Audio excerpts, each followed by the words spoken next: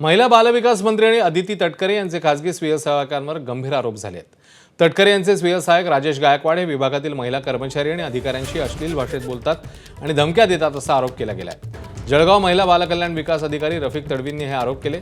राजेश गायकवाड यांना पदावरून हटवण्यात यावं अशी मागणी करणारं निवेदन मुख्यमंत्र्यांना देण्यात आले। दरम्यान हे सगळे आरोप राजेश गायकवाडांनी फेटाळले, तर सर्व आरोप तथ्यहीन असून वैयक्तिक हितसंबंध दुखावल्यामुळे आरोप झाल्याचं राजेश गायकवाड यांनी म्हटलं। तर रोहिणी खडसे यांनी मंत्री अदिती तटकरे यांचे खासगी सचिव राजेश गायकवाड यांच्यावर गंभीर आरोप केले।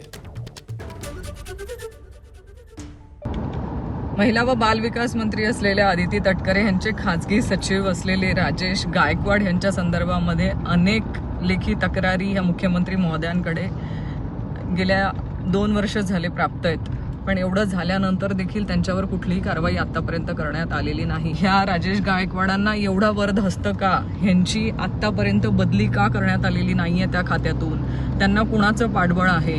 अदिती तटकरे आणि ह्या राजेश गायकवाडांचे काही आर्थिक लागेबंदे आहेत का, की त्या आर्थिक लागेबंदांमुळे ह्यांची बदली करण्यासाठी अदिती तटकरे घाबरतायत का? राजेश गायकवाडांना पाठीशी घालण्याचं काम अदिती तटकरे करतायत? हा सवाल आज आम्हा सगळ्यांना पडतोय।